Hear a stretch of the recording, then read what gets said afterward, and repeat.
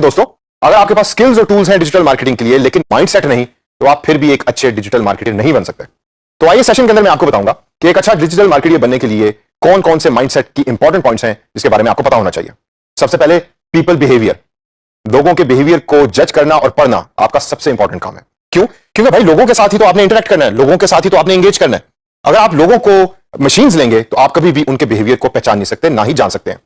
तो अपने कस्टमर को, अपने पोटेंशियल क्लाइंट को उसके जूतों में जाएं, उसके शू के अंदर जाकर सोचें कि उसको क्या पसंद है, वो क्या चाहता है, वो खाना क्या खाता है, वो कितने बजे सोता है और कितने बजे उठता है।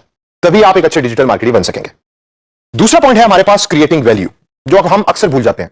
हम कहते हैं कि भाई मैंने ये चीज बनाई, ये सबसे बेहतर चीज है मेरी निगाह के अंदर, कस्टमर के लिए इसकी वैल्यू हो या ना हो मेरे लिए कोई ज्यादा इंपॉर्टेंट नहीं। आपके लिए डिजिटल मार्केटर बनना अगर जरूरी है तो उसके अंदर क्लाइंट के लिए वैल्यू और कस्टमर के लिए वैल्यू, ये कस्टमर जो बार बार मैं कह रहा हूं ये कौन सा कस्टमर है, ये उस क्लाइंट का कस्टमर है, उसकी वैल्यू को जानना बहुत जरूरी है।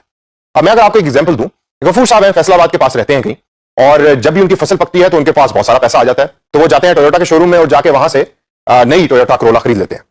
अब जब उनके पास पैसा है तो उनका माइंडसेट कुछ और है, उनकी प्रॉब्लम्स कुछ और है, उनके लिए वैल्यू का मतलब कुछ और है।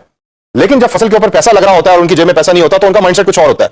तो एज ए अच्छा डिजिटल मार्केटर आपको पता होना चाहिए कि गफूर साहब के पास जब पैसे हैं तो मुझे क्या दिखाना है, उनको कौन सा इश्तिहार दिखाना है, और जब पैसे नहीं है तो कौन सा इश्तिहार दिखाना है।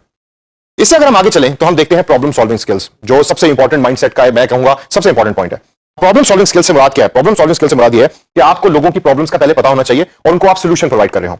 आपका इश्तिहार सिर्फ वही बंदा देखेगा कि जिसको वो प्रॉब्लम या तो फेस हो रही है या वो उसका सोल्यूशन ढूंढने की कोशिश कर रहा है। तो सबसे पहले रिसर्च करें और देखें कि कस्टमर जो है आपका पोटेंशियल, उसकी क्या प्रॉब्लम्स है फॉर दैट पर्टिकुलर टाइम, और आप उसको किस तरीके से सॉल्व कर सकते हैं अपनी डिजिटल मार्केटिंग के स्किल्स को यूज करके। अब सेशन एंड करने से पहले दोस्तों मैं 3 नसीहतें आपको करना चाहूंगा, और ये नसीहतें आपने बड़ी गौर से सुनी है। माइंडसेट की तो मैंने बात कर ली, लेकिन इसके अलावा 3 ऐसी चीजें हैं कि जो आप अपने पल्ले बांध लें। पहली चीज क्रिएटिविटी, जो इंसान क्रिएटिव नहीं वो कभी भी जिंदगी में आगे नहीं बढ़ सकता। तो एक अच्छा डिजिटल मार्केटर बनने के लिए आपको क्रिएटिव होना बहुत जरूरी है। देखिए अपने गिर्द दुनिया को, रिसर्च करें, समझें, अंडरस्टैंड करें, और जब आपको कुछ चीज समझ लग जाए तो फिर उसको अडॉप्ट करने की कोशिश करें। अडॉप्ट के साथ अगला लफ्ज मैंने लिखा हुआ है एडेप्टिव। एडेप्टिव का मतलब है कि अगर चीजें चेंज हो रही हैं तो वक्त के साथ अपने आप को चेंज करें। ये ना है कहें कि जी मैंने फोटोशॉप का एक वर्जन सीख लिया था आज से 5 साल पहले तो अभी तक मैं उसी को यूज करूं, ऐसे नहीं होता। वक्त के साथ साथ अपने आप को चेंज करें और एडेप्टिव बने।